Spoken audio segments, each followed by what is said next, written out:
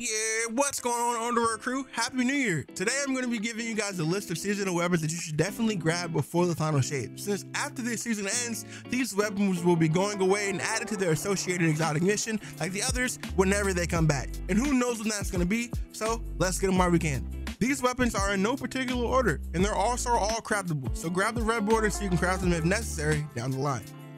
And one last thing before we get into the video, just reminding you guys that if you have not already gone back to the helm and claimed the seasonal artifacts from the associated vendor, you should, so more Ingrams can start to drop for you again. The Ingrams from each season will not drop if you don't have the associated artifact with the season in your inventory. Alright, starting with the Amarite Solar High Impact Fusion. This comes with some great rolls that can be used in endgame content and any other activity you really want to. I wouldn't recommend this in PvP, but I'm also not an avid vooper. This fusion can roll with some great perk combinations like Compulsive Reloader and Reservoir Burst, along with the Envious Assassin and Controlled Burst. Envious Assassin and Controlled Burst is a go-to weapon roll for anyone that wants to use their fusion rifle for boss damage. If you do prefer faster firing fusions, don't worry, there's another one on this list just for you. Moving on, Regnant from Season of the Defiant is a void adaptive frame heavy grenade launcher. Now I know rockets and linears are still the talk of the town, but we all know the DPS meta can change in the drop of a dime. So why not have the ability to craft an amazing grenade launcher just in case? Regnant can roll with those amazing rolls that we all caught ourselves farming for on Wendigo the week before Lightfall came out.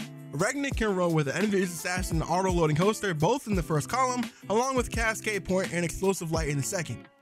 Now, if you're looking for something that can help you clear out those chunkier adds, may I suggest Repulsive Brace and Destabilizing Rounds. Two perks that combo extremely well together, one of them giving you an overshield when you kill somebody with a void debuff, and another perk that makes the enemies surrounding the target that you just killed volatile, which is a void debuff. Imperial Decree is a kinetic aggressive frame shotgun that is great for PvP. You can get with Threat Detector, Surplus, and Slide Shot, all three in the first column, and Opening Shot in the second. Getting this weapon is a bit different than the other one since it has a 1 in 2 drop chance from the recovered Leviathan weapons Ingram, with the other weapon that can drop being the class swords. So if you have any extra Ingrams after going after Regnant and you want a good PvP shotgun, make sure to get this try. Scatter Signal is a strand rapid fire fusion that can also roll with similar perks to Aramite. Scatter Signal can roll with Overflow and Controlled Burst. Now, as you know, rapid fire fusions tend to have the best DPS in fusion rifles, along with the 20% decreased charge rate and the 10% increased damage from Controlled Burst makes it even better. Scatter Signal also rolls with a brand new perk called Slice. Casting your class ability allows this weapon to sever targets on hit for a brief duration up to a maximum of 5 targets. Using this perk gives this weapon incredible utility, since Sever decreases the target's damage by 40% in PvE and 15% in PvP. So this could be a great perk in GMs and other activities where enemies do a lot of damage.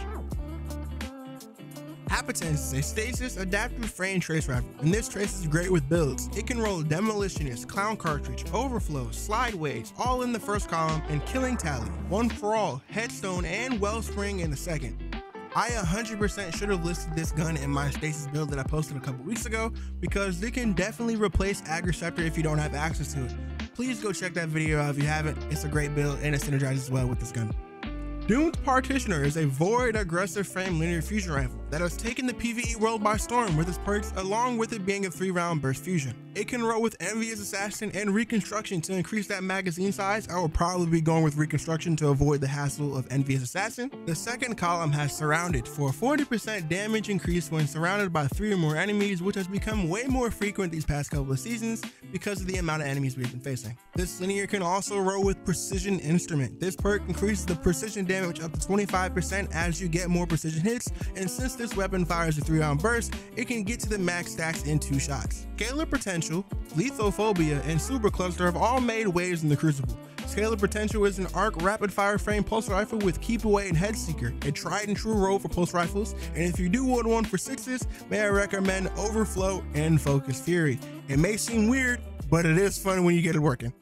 Letho Phobia is a void lightweight bow and is the only bow in the game that can roll with Disruption Break. This is a great bow for you people who like to hot swap for the one tap of the hand cannon if that's how you like to play. Just want to let you guys know that the hit does have to be a headshot for you to be able to get the one tap of the hand cannon. Super Cluster is a strand slug shotgun that I'm having a blast with. I don't know if all slug shotguns have felt this good ever since they got a buff a while back, but this one specifically feels amazing. Some good perk combos to look for are Slide Shot and Fragile Focus, or maybe even replace Slide Shot with Threat Detector if you prefer it.